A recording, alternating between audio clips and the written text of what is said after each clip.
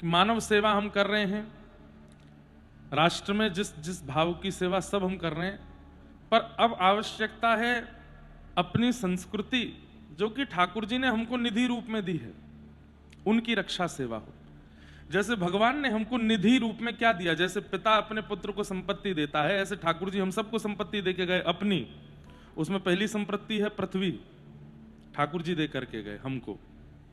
लेकिन इस पृथ्वी का सर्वनाश करने में हमने कोई कसर नहीं छोड़ रखी।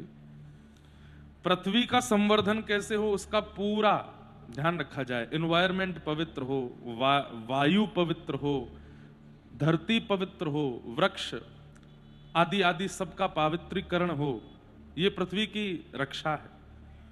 दूसरी निधि ठाकुर जी ने हमको प्रदान की यमुना, गंगा, सरजू आदि जैसी नदियां। कल पूज्य महंत श्री राजूदास जी महाराज के साथ हम लोग सरयू स्नान गए तो ढूंढना पड़ रहा था घाट, उस घाट पे नहाएंगे जहां से पास से नाला ना आता हो। मन में जब एक तरफ अयोध्या जी को देख रहे हैं, दूसरी तरफ सरजू जी में आने वाले किसी नाले को देख रहे हैं, तो मन कितना व्यथित होता है। सरजू जी को देख के व्यथित होना ये तो यहां आकर के हुआ, हम तो यमुना जी को देख करके रोज आते हैं। हमारी वृंदावन में यमुना जी की जो स्थिति है, हमारे जन्म को 28 वर्ष होने को आए हैं, पर कितने वर्षों से हमने आचमन नहीं किया यमुना जी का। अभी स्नान पूर्णिमा आएगी और स्नान पूर्णिमा पर हम अपने गिरधर लाल जी का अभिषेक करने के लिए उत्तराखंड की यमुना जी का जल लेके आते हैं। क्यों? वृंदावन की यमुना जी के जल से अभिषेक नहीं हो सकता। भगवान के द्वारा प्रदत्त निधियों में दूसरी निधि है नदियां। ऐसा मैंने सुना है, मैं कंफर्म नहीं हूं इस बात से, पर सबसे पवित्र नदी इस वक्त भारत में यदि कोई है तो वो है चंबल। क्योंकि चंबल की नदी में पूजा पद्धति, तर्पण आदि और आदि आदि उनका विधान नहीं है, इसलिए वो पवित्र है। क्योंकि वहां स्नान करने नहीं जाते, वहां पूजा तर्पण आदि कर। अरे पूजा तर्पण सब करना चाहिए, लेकिन उस सब में पवित्रता का ध्यान रखें। हम लोग भी कल वहां गए, वहां हम लोगों ने भी स्वल्पाहार बाल भोग लिया। उसके बाद हमने सबसे कहा मैंने कि जो भी सामग्री है कुछ भी घाट पर नहीं डालनी है, सब लेके चलो, यहां पवित्रता जितनी हो सके हम रखें। हमने ठाकुर जी की निधियों को अपवित्र कर दिया। पहली निधि ठाकुर जी ने हमको दी संपत्ति के रूप में पृथ्वी, दूसरी निधि ठाकुर जी ने हमको संपत्ति रूप में दी नदियां, तीसरी निधि दी ठाकुर जी ने पर्वत। श्री गिरिराज पर्वत, कामतानाथ पर्वत, हिमालय पर्वत, ये सब पर्वतों का भी अब सर्वनाश करते जा रहे हैं हम लोग। हमारे श्री गिरिराज जी तो स्वयं ही भीतर प्रवेश कर रहे हैं, पृथ्वी में एक तिल रोज घट रहे हैं। लेकिन कई स्थान ऐसे हैं जहां पर पर्वतों को काट करके मानव को सुख मिलने वाली वस्तु बनाने का निर्माण किया जाता है। पर्वतों की रक्षा हो। हमारे व्रजमंडल के गौरव श्री माताजी गौशाला के पूज्य महाराज जी श्री रमेश बाबा महाराज, जहां पे लाल जी का ब्याहुला हुआ था, पर्वतों पर जाकर के बैठ गए, जिन पर्वतों को काटना और नष्ट करने का प्रयास किया जा रहा था। बरसाने के नंदगांव के आसपास के पर्वतों की रक्षा महाराज जी ने की, और जब वे रक्षा कर रहे थे तब लोग ही उनका विरोध कर रहे थे। क्यों? ये बाबा तो चाहता नहीं है कि जीव कल्याण हो, ये बाबा तो चाहता नहीं है कि हमारा भारत राष्ट्र आगे बढ़े। आज वही सब मान रहे हैं कि बाबा ने बचाया तो पर्वत बच गए। तो प्रथम निधि पृथ्वी, दूसरी निधि यमुना आदि नदियां, तीसरी निधि पर्वत। अब आप बैठे सुन तो रहे हैं, लेकिन आप ये सोच रहे हैं हम क्या कर सकते हैं उसमें? हम तो कुछ भी नहीं कर सकते, हम तो कुछ कर ही नहीं सकते। महाराज जी हमें क्यों बता रहे हो? करने को व्यक्ति चाह ले तो सब कर सकता है। कोई काम दुनिया में मुश्किल नहीं है। हमारा काम है व्यासपीठ से बोलना, आपको कथाएं सुनाना, आपको कीर्तन सुनाना, आपको भजन सुनाना, आपको आनंदित करना, आपके प्रश्नों के उत्तर देना। पर हमारा कार्य यह भी है कि आपको जागरूक करें। पृथ्वी प्रथम निधि, दूसरी निधि नदियां, तीसरी निधि पर्वत, और चौथी निधि ठाकुर जी जो हमको देकर के गए गौ माता। गौ माता ये भगवान के द्वारा प्रदत्त निधि है हमको। जिस उत्तर प्रदेश में आप बैठे हैं, इसी उत्तर प्रदेश में कई विधर्मी लोग गौ माता की हत्या और उनके रक्त से रामकृष्ण की जन्मस्थली उत्तर प्रदेश की भूमि को रंगित करते हैं। रंगित क्या करते हैं? अपवित्र करते हैं। पर हम आप सब लोग बाजार के दूध में इतने प्रसन्न हैं, उसकी बनी चाय दही आदि से हमारा इतना सुख हो रहा है। अगर हम सब लोग इतनी संख्या में सनातनी लोग ये प्रण ले लें कि हम बाजार का दूध नहीं लेंगे, हम सिंथेटिक दूध यूज नहीं करेंगे, हमको तो गौशाला का दूध ही चाहिए, और जब गौशाला में दूध नहीं मिलेगा उसके बाद हम सब लोगों के द्वारा मांग की जाएगी, तो सरकार को सोचना पड़ेगा कि भाई इतने करोड़ लोग ये संकल्प ले चुके हैं कि हम बाजार का दूध नहीं पिएंगे, गायों की रक्षा आवश्यक है। सरकार अपने आप विचार करके गायों को रोकेगी। आज सरकार को पता चल रहा है कि ये लोग तो सामान्य दूध से प्रसन्न हैं, सिंथेटिक दूध से इनका काम चल रहा है, बाजार के दूध से इनका घर चल रहा है, तो गायों का प्रयोग जो बाकी चीजों में वो कर लेते हैं। ऐसा नहीं, आप सबका एक मूवमेंट।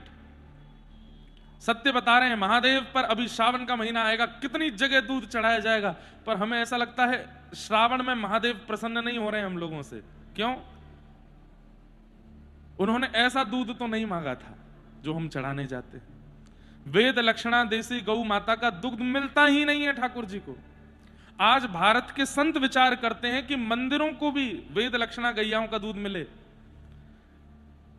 धीरे धीरे करके भारत के मंदिर गौवृत्ति होते जा रहे हैं।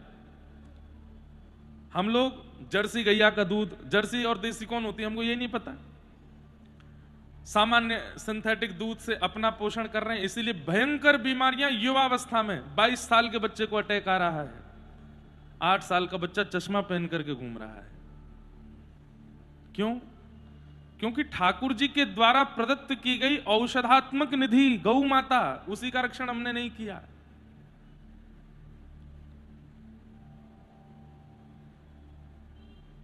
पृथ्वी, नदियां, पर्वत, गौ, गोवी ही विप्रैश्च वेदैश्च सतीभि सत्यवादिभि अलुब्धा दानशीलश्च सप्तैते धार्यते मही। पृथ्वी को 7 लोग अपने ऊपर धारण करते हैं, उसमें सबसे पहला नाम क्या है? गौ। गोवी, गाय धारण करती है। दूसरा विप्र धारण करते हैं। तीसरा वेद धारण करते हैं। पृथ्वी जिन पर टिकी है, गोवी ही विप्रैश्च वेदैश्च सतीभि, पतिव्रता नारी धारण करती है। सत्यवादी भी, सत्य बोलने वाला व्यक्ति धारण करता है। अलुब्धा, लोभ रहित व्यक्ति पृथ्वी को धारण करता है। दानशीलश्च, दान करने वाला व्यक्ति। ये 7 लोग पृथ्वी को धारण करते हैं, और इन 7 में कटौती हो रही है, इसीलिए युद्ध चल रहे हैं जगह जगह। पृथ्वी का हनन होता जा रहा है, मानवता नष्ट होती जा रही है, आपस में ही देश लड़ झगड़ करके एक दूसरे को नष्ट करते जा रहे हैं। क्यों? गाय नहीं बची, वेद नहीं बचे, ब्राह्मण नहीं बचे, पतिव्रता नारी नहीं बची, लोभ रहित व्यक्ति नहीं बचे, दानशील व्यक्ति नहीं बचे। और गाय बच जाए तो सब बच जाएंगे, लेकिन गाय ही नहीं बच रही है। मेरे मन में बार बार यह प्रश्न आता है कि ठाकुर जी जब इसी कलिकाल में बोलते थे, चलते थे, सब क्रिया करते थे, तो अब क्यों नहीं नाराज हैं हमसे? क्योंकि हमने उन्हीं की निधियों को नष्ट कर दिया। पिता संपत्ति पुत्र को इसलिए देता है ताकि पुत्र उस संपत्ति का रक्षण करे और वर्धन करे। वर्धन तो बहुत दूर की बात, हमने नाश कर दिया है। पृथ्वी का नाश हो गया, नदियों का नाश हो गया, पर्वतों का नाश हो गया, गौ का भी रक्षण हम कर नहीं पा रहे हैं। आज महाराज जी, हमारी और पिताजी महाराज की गौशाला है वृंदावन में, कहीं भी उसका नाम नहीं है, भक्तिपद गौकुलम, और नाम आता भी है तो कभी दान नहीं मांगा जाता, कभी 1 रुपए का भी वहां पर किसी से सेवा नहीं कराई जाती। कोई अपने मन से कर जाए तो बात अलग है। क्यों? हम और पिताजी कथा में मिलने वाली दक्षिणा से उस गौशाला को चलाते हैं, और उसी से ही उसका सब चल रहा है। वेद लक्षणा देसी गौ माता की वहां सेवा करते हैं, गिरधरलाल जी के सब पयोव्रत सामान बनते हैं। उसी से हमारे परिवार से जुड़े हुए जितने ब्राह्मण देवता वृंदावन के, कभी उनको इच्छा हुई, किसी के यहाँ छाछ, किसी के यहाँ दही, किसी को दूध, किसी को घी, पहुंचता रहता है। अपने स्तर पर हम अपनी स्थिति से कर रहे हैं गौ सेवा, क्योंकि अब वही बात है ना, निंदा करने के लिए व्यक्ति को एक पॉइंट चाहिए होता है, पर वो देखता क्यों नहीं है कि जो व्यक्ति जिसके बारे में हम कुछ उल्टा सीधा बोल देते हैं वो और भी तो बहुत कुछ कर रहा है, जिसका सब चीज का प्रचार करेंगे तो ही मानेंगे क्या? बिना प्रचार के भी तो बहुत कुछ होता है। हमारे पूज्य पिताजी महाराज वृंदावन में हैं तो हो ही नहीं सकता कि गौशाला ना जाएं। अपने सामने जाएंगे और सब्जी मंडी से खूब सारी सब्जी लेके जाएंगे, अपने हाथ से खिला के आते हैं। कहीं कोई वीडियो नहीं डालते, कहीं कोई फोटोज नहीं डालते। क्यों? सब प्रचार का विषय नहीं होता। ठाकुर जी के द्वारा प्रदत्त निधि है, उसकी रक्षा करना हमारा कर्तव्य है। कभी कभी उसका कुछ शेयर करते हैं, लेकिन हमेशा उसके प्रचार में नहीं लगे रहते, क्योंकि वो हमारा कर्तव्य है। रक्षा कीजिए ठाकुर जी की निधियों की।